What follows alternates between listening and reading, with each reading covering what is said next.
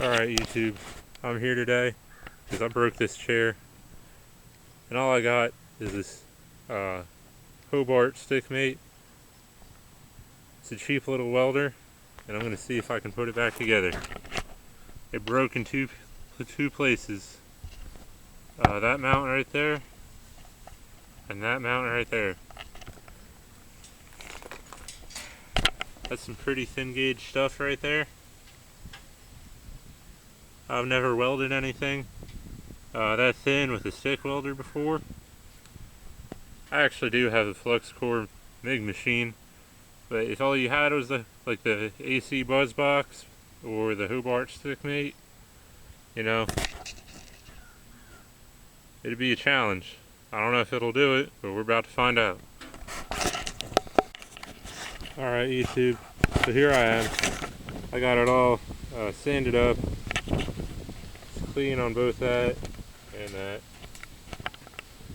I got a point there for my ground. I got these Hobart 6011 1/16 inch electrodes. Now it doesn't say how many amps you need to run on these. All it just says is AC or electrode positive.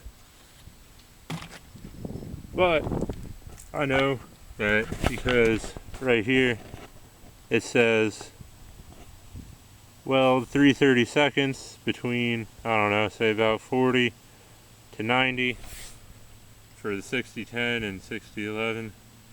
I'm gonna go ahead and set this on AC and about let's go with 40 amps.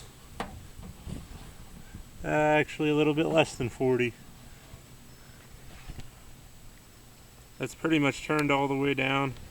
I'm on AC and it's the Hobart Stickmate.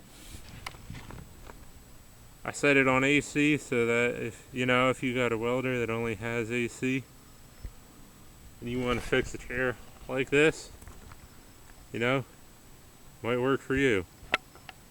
I've never welded with rods this small before, but we're gonna give it a shot.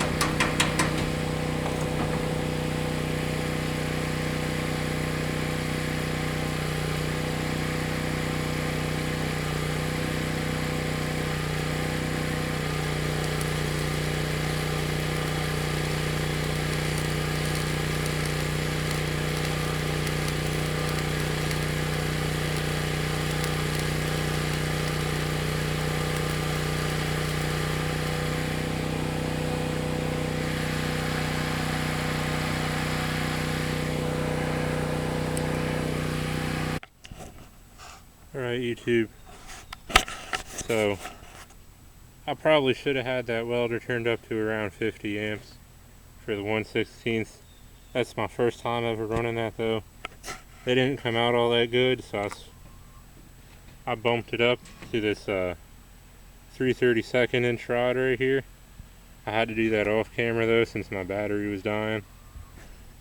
But now that I got one pass with the 1/16 inch rod and one pass with the 3/32 inch rod, and then one pass right there with the 3/32 inch rod, think this chair is good to go. It is possible to repair these things if all you have is an AC buzz box or something. So, there you have it.